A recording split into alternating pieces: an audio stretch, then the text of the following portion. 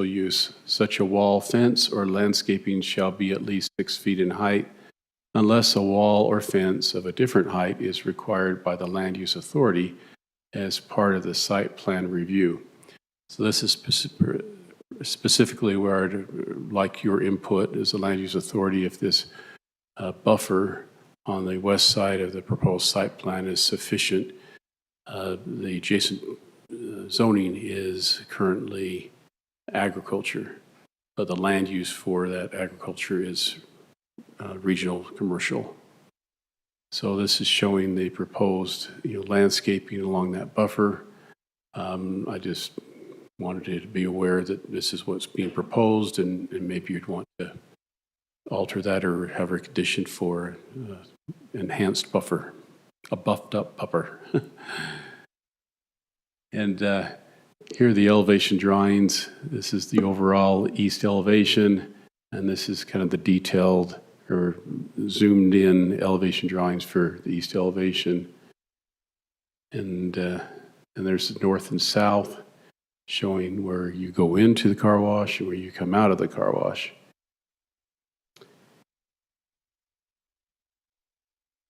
And this is the west elevation.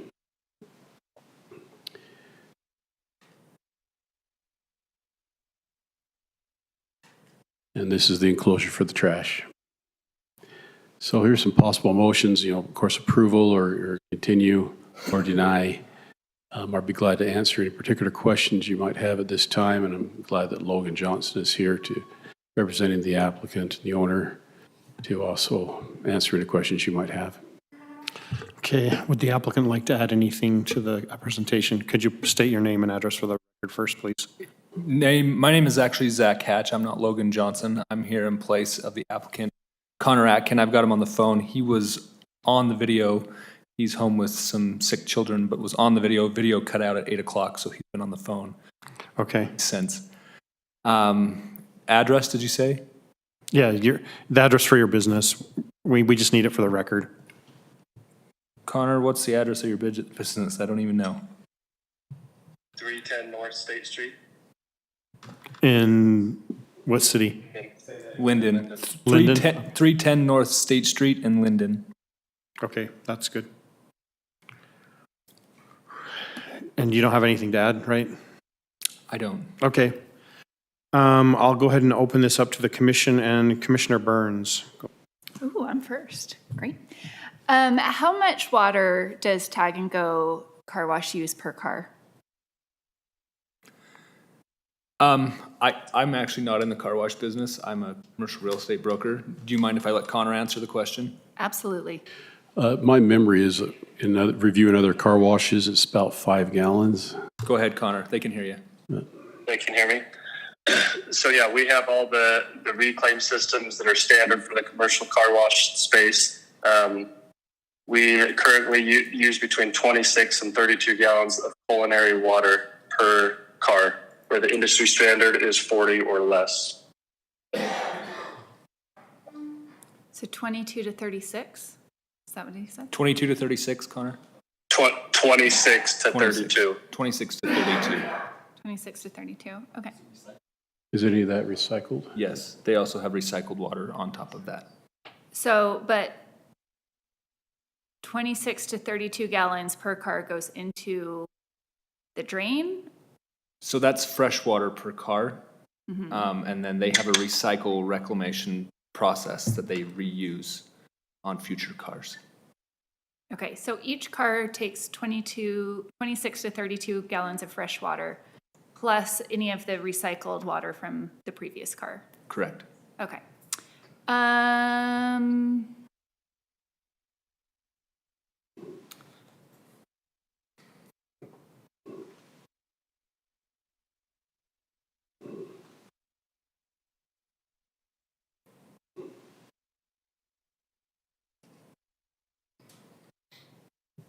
I think that's it for me. Thank you, Commissioner Burns. Commissioner Kilgore? Or is it Commissioner Ryan? I tapped it on behalf of Commissioner Kilgore. I'd like to speak after he. Okay, we'll do that. Thank you. That's nice. This is an administrative process, so I always ask the applicant if you're willing to comply with the conditions in the city planning staff report.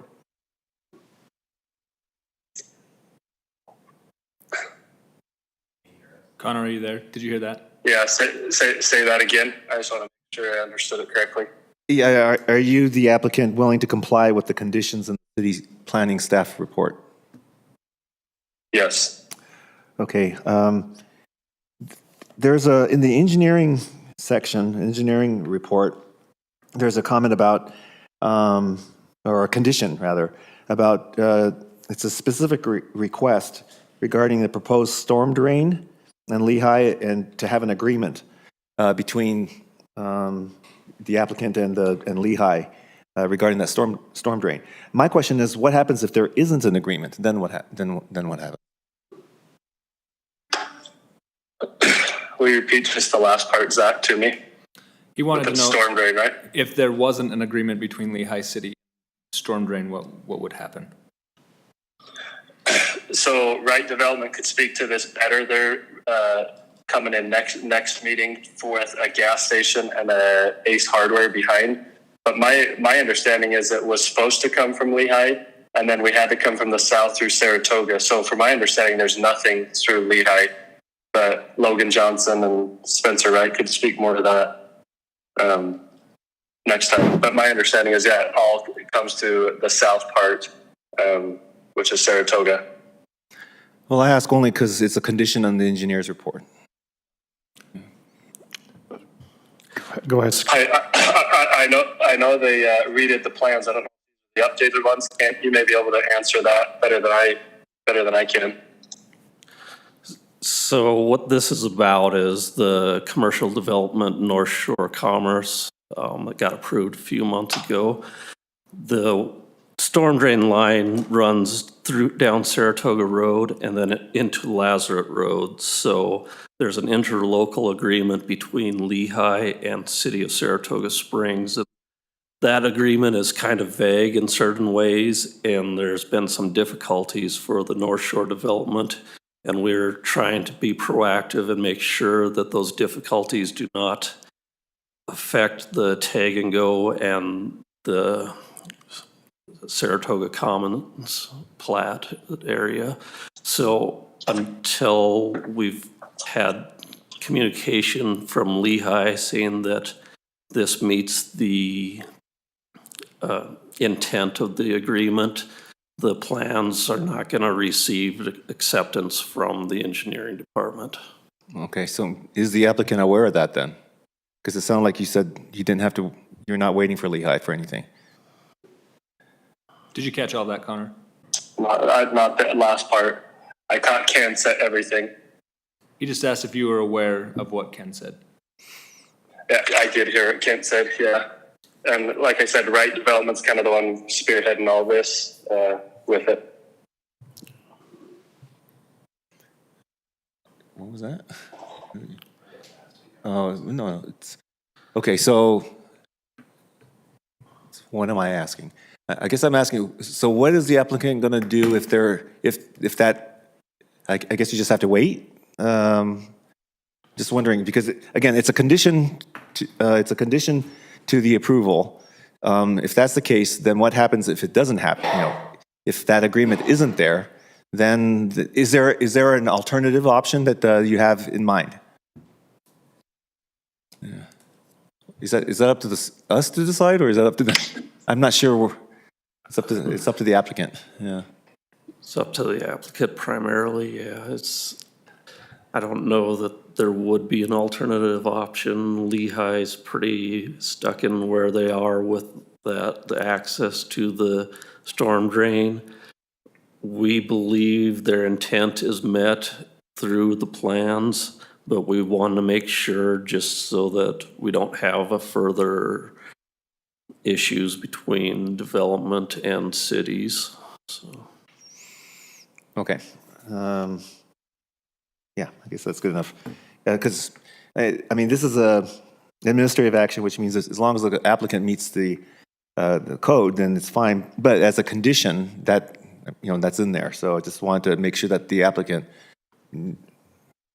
well, not only that the applicant understands that, because apparently maybe you didn't know, but also I just wanted to know what would happen if there wasn't that agreement. So I guess we don't really know, other than the application will just be on hold until there is such an agreement. There are some can complies for buffers. So I'm just wondering, is a wall or a fence needed between agricultural property and the applicant's property? Is that something that we require? Can you go back to that, or I can go back to that slide? So it says right here, the language is at the top here. So this is the code section that we're talking about. So the land use authority, which would be you on the site plan, can approve this vegetative buffer if you choose to. So it says a wall and landscaping, fencing, or landscaping of acceptable design shall effectively screen the border. And they have a variety here with some evergreens. So this is the 6 to 8 foot tall wall that they're proposing with, what plants are these ones? Well, there's not a wall they're proposing, it's just, A vegetative. yeah. So they're, in place of a wall, they're proposing vegetation. Elderberry, they're small shrubs. Oh, so these are small shrubs.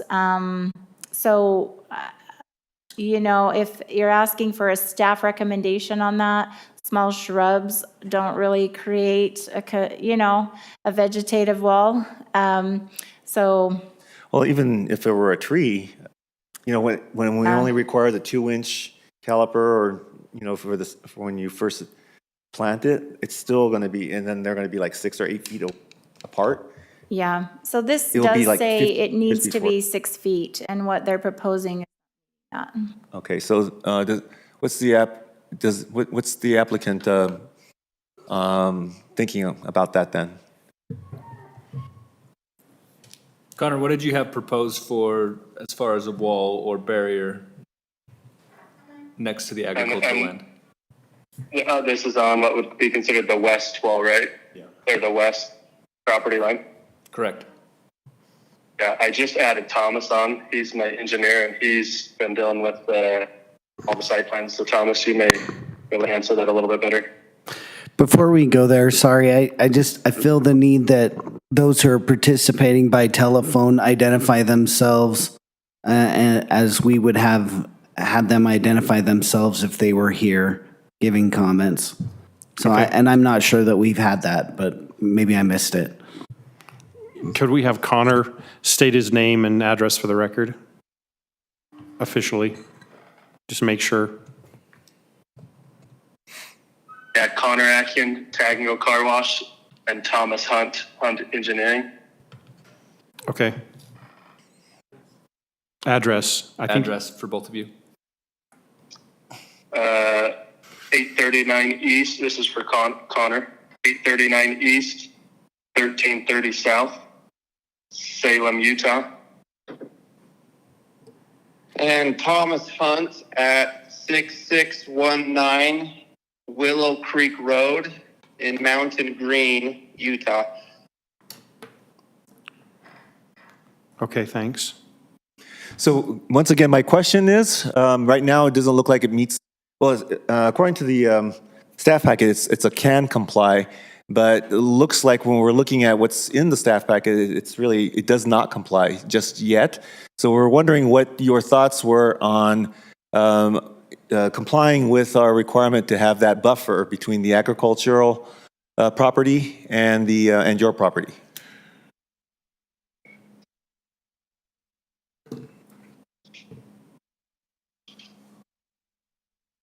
Thomas, did you catch that? What we're doing on the western border of to comply with their code? I believe there is a 10-foot setback required per building. And as this has gone through review with the city, there have not been any discussion or talk about any type of screen wall or anything, if that's what the discussion is. I think we can just make a condition that they meet that code. And we can verify that later. Okay. The black lace elderberry is a small shrub, so it would not meet that code. Okay. Okay, so let's make a condition. Okay.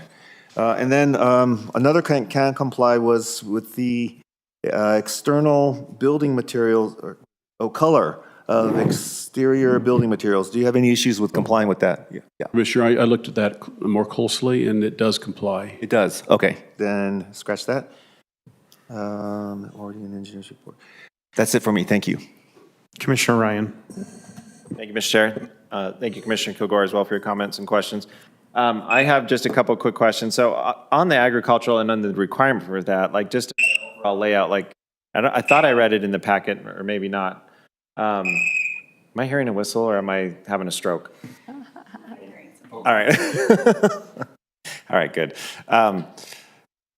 The agricultural zone is not going to last. Is that a fair statement? Like it's. That is a fair statement. So I worry like we're requiring them to put in this landscape buffer of all these trees or shrubs or whatnot, and then it's what is this line of shrubs right here when, you're going to have, if we're honest with ourselves, it's going to be a parking lot and another building of some sort of commercial endeavor.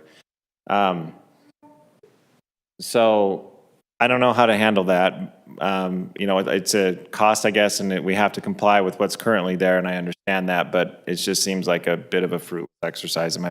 So I'm not sure if there's alternatives that we could consider, or the city is talking about that, but I thought I had read that somewhere in the packet, at least, that the understanding is that agricultural zone is going to be going away quite quickly. I don't know about quite quickly. So it is on the future land use map for a commercial zone. However, in the meantime, it is zoned to agriculture and That's different fine. activities. You know what I mean? How does this impact agriculture, and how does agriculture impact this? So that's the reason for the screening in the code. That's fine. I can accept that. That's great.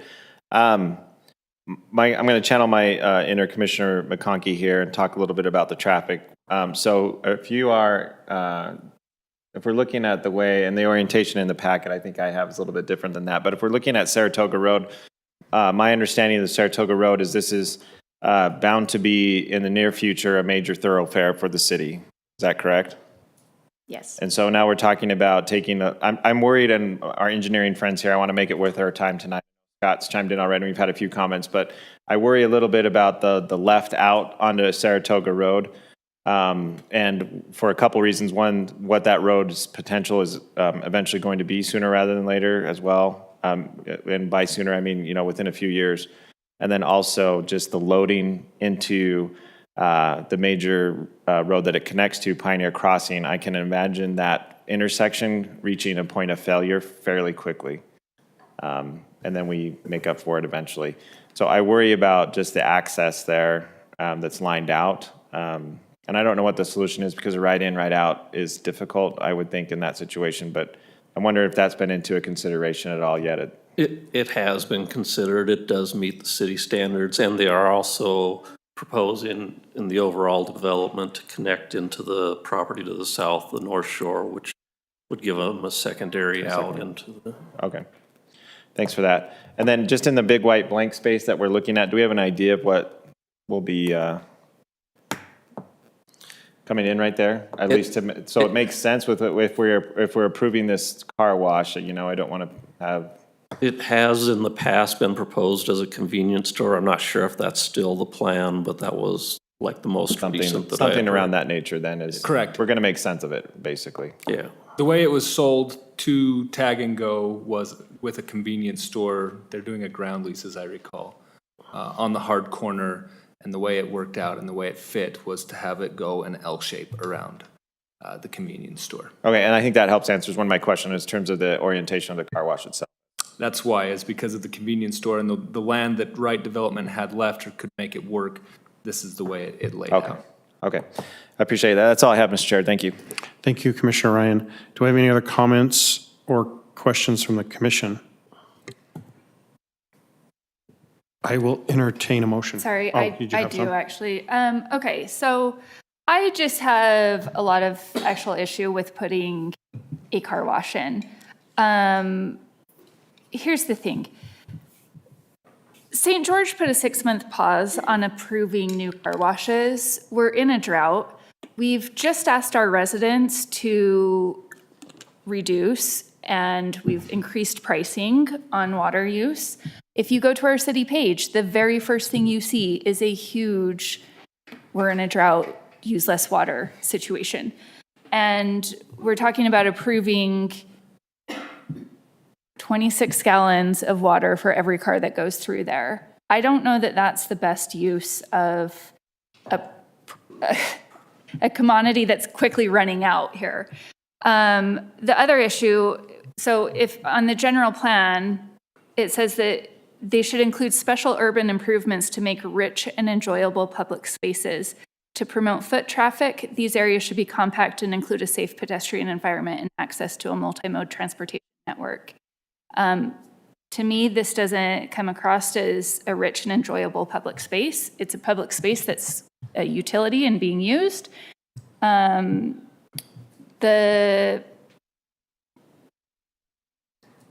Saratoga Springs Water Shortage Response Plan could use some work, but in there it says limit or reduce use of drinking water for non-consumption purposes, i.e. washing, irrigating, and recreation. I think we have a duty to respect property owners and their rights, but I think we also have a duty to ensure that we are looking at the best use of the city and the best use of our resources. And I don't think that this is it. Thank you, Commissioner Burns. Commissioner McConkey? Clearly, there's some concern over the water issue, there's no doubt. And there's a constant struggle right now to know how to deal effectively with that, not just for this year, but for coming years. Nobody knows what the future looks like other than it's going to have a lot more people in it who are going to need to use water. One of my concerns is if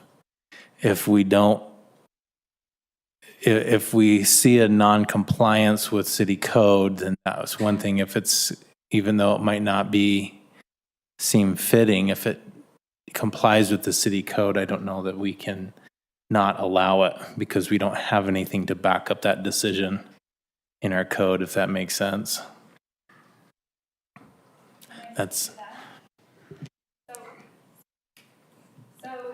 We might not have anything directly in our code, but state code does allow for a denial based on health, safety, or welfare purposes. And the fact that we are currently in a drought and that we are putting,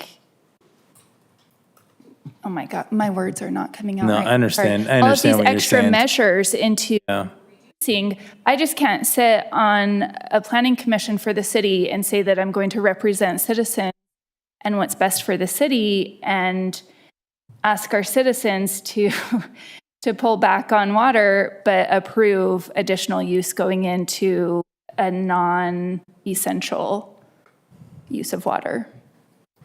So I wonder if Fred has any input regarding if a car wash, theoretically speaking, if a car wash complies with all the city ordinances and yet she's suggesting that it does not comply with the state.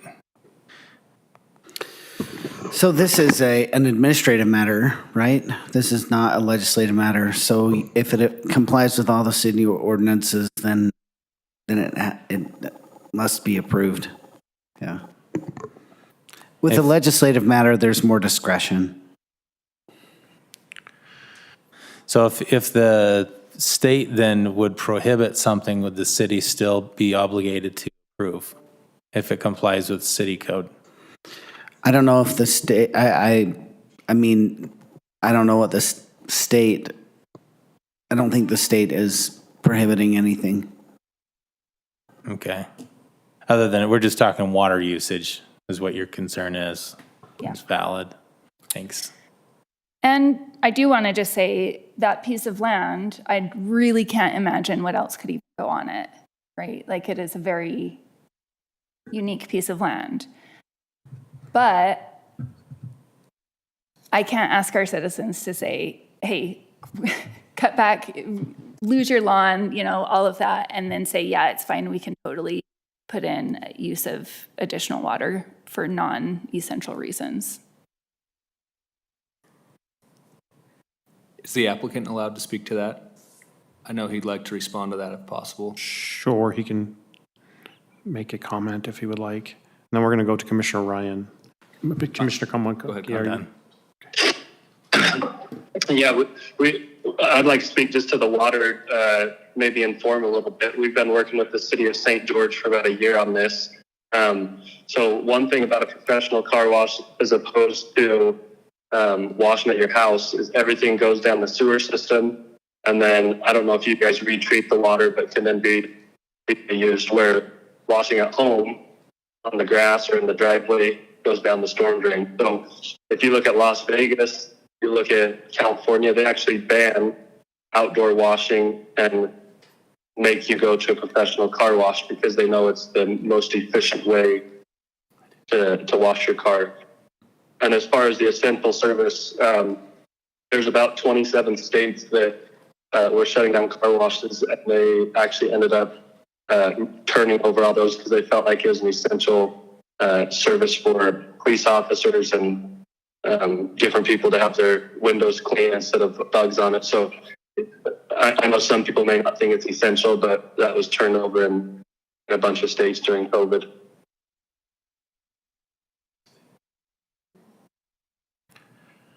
Commissioner Ryan. Thank you, Mr. Chair. I appreciate the discussion. I appreciate what Commissioner Spotsy Burns, her concerns as well. They're certainly valid and great points that she had raised. I tend to, and I don't know if anyone attended, like I know there were some sessions today about land use planning and water. Did any of you attend that one? I attended one. There was two of them. I attended one of them. So I don't know if there's any insight that came from those sessions, but at least in my mind, like I know that it's a very serious issue, and at the state level, there is a lot of talk. I don't know what would I don't want to predict what may necessarily happen at this session or future sessions, but I think it does start to become more of a critical consideration moving forward, and I think you'll see the state take those steps.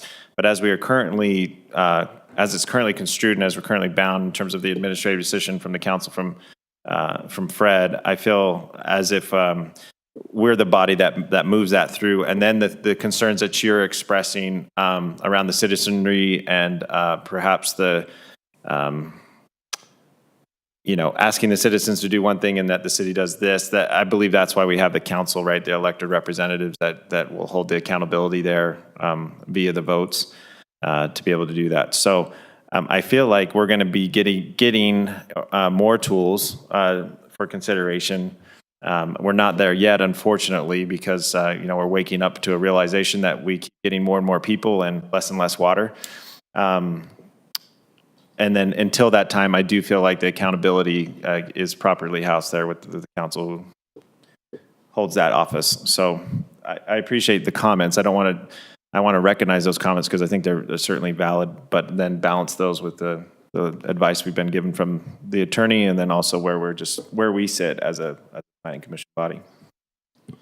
Commissioner Kilgore, do you want to try?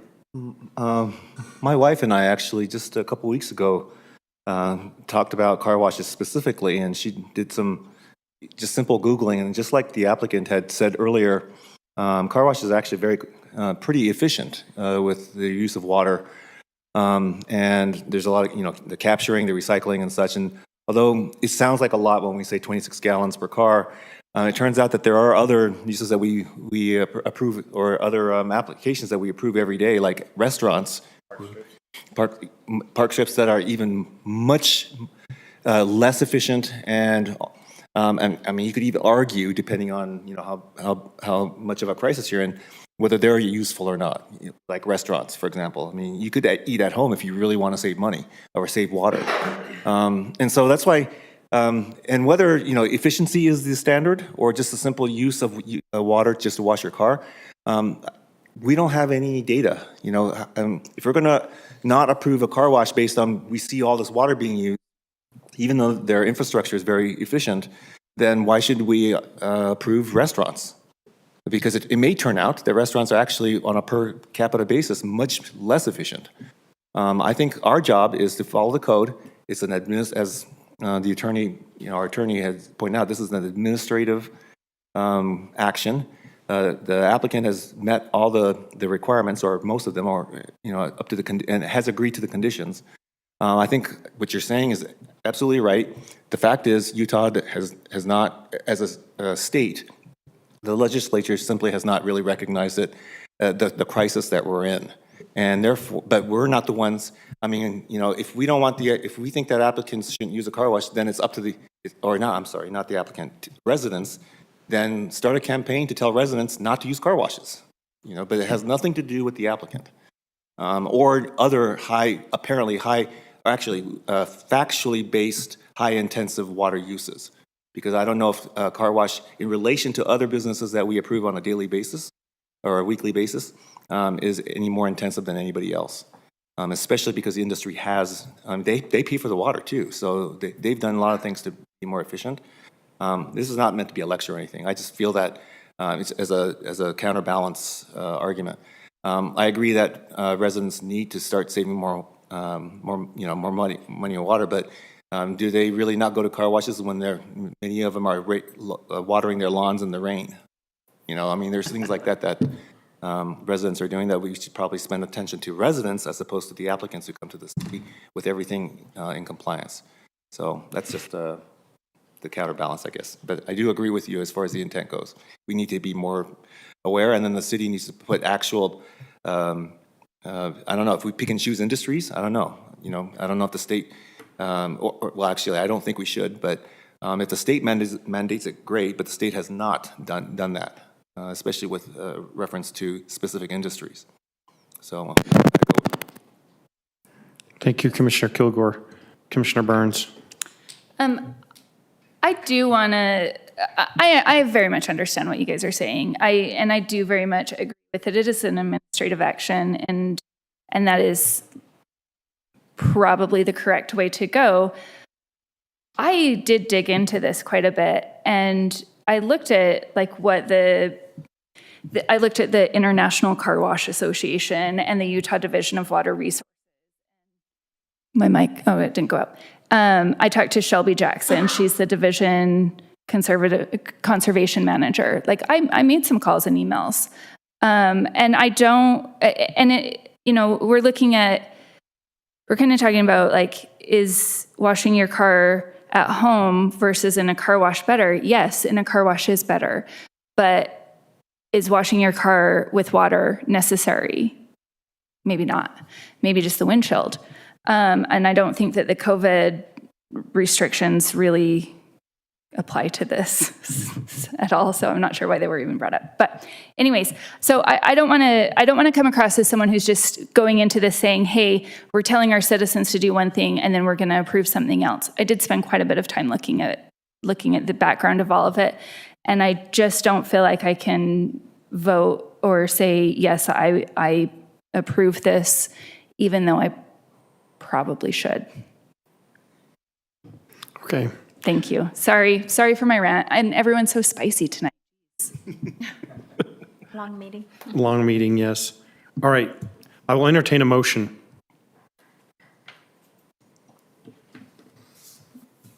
I'll make that. I move to recommend approval to the City Council the request of preliminary plat approval for the Saratoga Commons project located in the southwest corner of Pioneer Crossing and Saratoga Road, and approve the a site plan for Tag and Go Car Wash with the findings and below.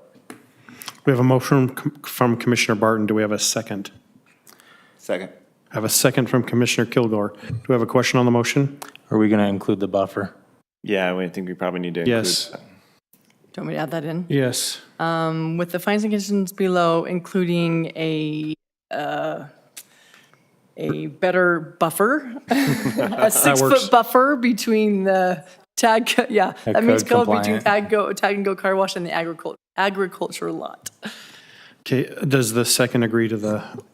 I do. All right. All in favor say aye. Aye. Aye. Any opposed say nay. Nay. So we have, what is it?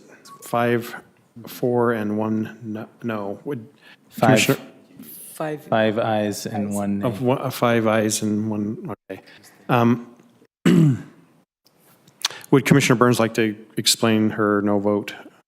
My no vote comes from that we are asking citizens to conserve, and we are not leading that as a city by taking additional actions to conserve.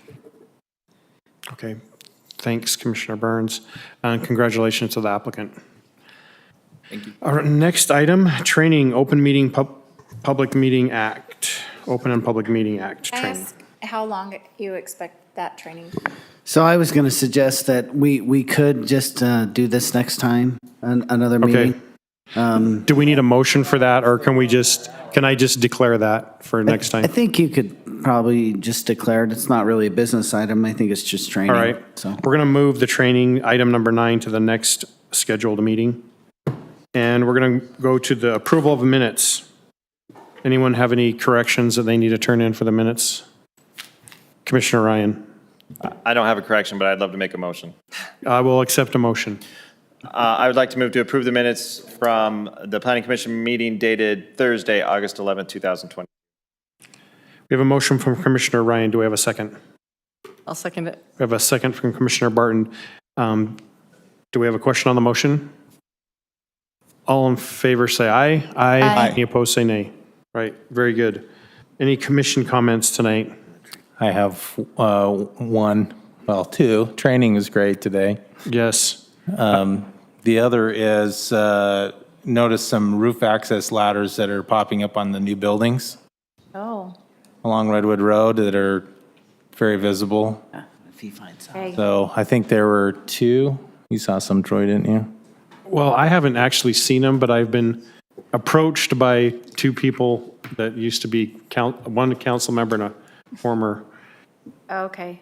And I believe if you look on, the ones that come to mind are on the east side of Redwood Road, just across from, the new, All the new stuff. Yeah. those new commercial buildings right there on the east side, Okay.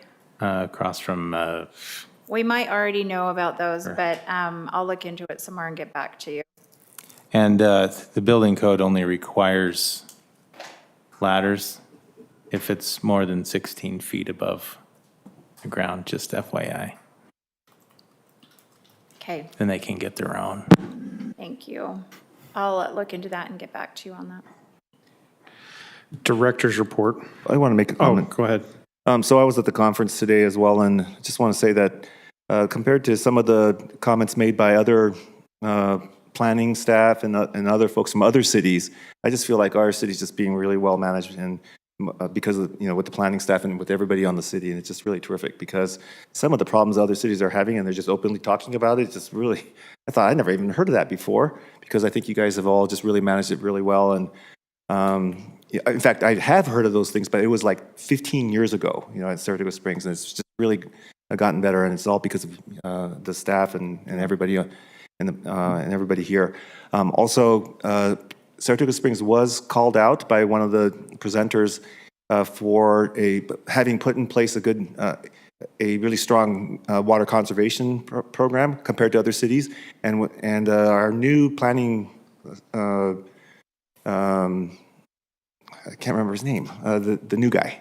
Okay. Sam? Yeah, he actually spoke because he was asked and just called from the audience, and he spoke a little bit about it. But so obviously we're being recognized not just through the counties, but through the state for some of the steps that we've taken. So really, just good job, and just let's keep it up. One of the meetings, the training I was in on the home rentals, they mentioned Saratoga Springs for having a good IADU code. Oh, great. Yeah. That was pretty good. Pat ourselves on the back for that one. And there were some questions that were asked about IADUs. One of the ladies said, how come the state separated IADUs and vacation rentals? And I nearly stood up and threw something at her. Because I'm like, where have you been? But I didn't. All right. I have so a quick, one other Mr. Chair, really quick as well. Yeah. I'll defer to Commissioner McConkey. Is it fast? I don't know. Mine's really fast. First, Are- if it's That's a whole bad. Yeah, different list here, no. you guys. I'll be really, just along the lines of that, there's some good presentations. Short-term rentals. Are we looking at considering some code changes regarding short-term rentals? Yes. Okay, If it's, that's all. no, Right, no, Sarah? great point. That was a takeaway as well. Well, right now, we don't allow them, so. Do we have There it is some- actually in code? Yes, it's not, it is in code. And It's in the IADU portion though, right, of the code? No? There's a definition in the IADU code for short-term rentals. Yeah, it's, Sarah, do you want to? Well, it's allowed by omission, but yes, we have, we don't allow short-term rentals in IADUs. So there are some other things that we can look at in our code if we're, are you talking about allowing them or not allowing them? What? Yeah, Well, so what's the status? Because my understanding is their short-term rentals are not allowed. they are but- prohibited in the citywide. I'm sorry, They're they're prohibited. prohibited. Yes. And the code because, says they're because our land use table has permitted uses and says if it's not a permitted use, it's a prohibited use. Yeah, so And so they are a prohibited use. The changes that we've talked about as potential, just based on guidance that we've been given, is to clarify that even more, that they are prohibited. So that people can't come in and say, well, mine's a bed and breakfast, for example. It's not a Yeah. short-term rental. okay. Which, and maybe if we do the clarification, reference that it has always been that way with this, for clarification, there's just some legal discussion that took place during the training today that kind of left me a little bit concerned depending on how things are interpreted. Yeah, there may be some confusion, and that's kind of what we want to clear up with any code changes. I will add that to our to-do list. Thank you. And that does mean you will see it. We have a growing list, so we will add that to some that are coming up in the next few months. You know, I talked to somebody today about Sarah and just told them how amazing she's Oh, doing and has done. So, appreciate that. Thank you Saying. so much. I'm Director, blushing now, so. Be careful who you talk to. They might try to Still, lure her away. we don't want Wait a that. No, you don't want Sarah. You can't have It's Sarah. not that great. They're terrible. Yeah. actually, it was my boss's boss who was at the training too. So I will not allow them to hire. Poaching, no poaching. Director's report. Are we ready to move to a Okay. director? Well, I still had Are we? comments. Oh, yeah. okay. We didn't Sorry. get through. Commissioner I'm Ryan. being too gentlemanly. And That's Commissioner okay. McConkey said it would be fast, and he lied. I'm done. Really fast. Awesome that you allowed us to go to the training. I really appreciate that. Extending the invitation means a lot, and it kind of puts it on our radar, I think, to how we can be better at our jobs. And I felt like I walked away today being better at my job. So I appreciate the invitation and the city putting forward the funds to do that for us as commissioners when we're in a volunteer position. So I just wanted to reiterate what has been said. Thank you. I found it very beneficial. One of the things that I thought was really, really striking to me was not necessarily code or law or regulation, but I sat in the ethics training. And the gentleman's recommendation, he said, there's no way and no how that we should be limiting citizens' comments. And I realize what I'm setting myself up for, but when we set a timer for 3 minutes for someone, he said that we are doing wrong by our citizens by doing that, and he swayed me in that. I don't know, Kent, if you have a comment around that. Specifically addressing like public hearings. When Yeah. we're asking for their. Right. In a public hearing setting, I know that we used to even have a clock or timer somewhere. I thought that, like, you know, it was a grand countdown, and now we have Troy's alarm that goes off for people. And I just thought, you know what, I felt like it was a correct thing. And so I don't know, and it was, again, ethically, and I don't know the history that developed through the city and, you know, in these meetings as to why we limit. And again, I realize what I'm setting myself up for here, but I felt like it was the right thing to do. And so I would just offer that to the commission to consider moving forward as a standardized best practice that what we owe back to our citizens as part of these meetings. It's a rare occasion when we get folks out, but when we get them out in droves, it seems. And I think the way he offered to handle that was, as a chair, you know, Troy would set the expectation, mention to people if things go long, that the expectation would be that the secondary meeting would be established, and then allow people to speak their mind. And I thought that was a better approach than artificially capping someone who may have a lot and who has given a lot to the city. So that's all I got to say. And I said it was going to be fast, and I lied. That was fast. Director's report, finally. Sarah? Okay.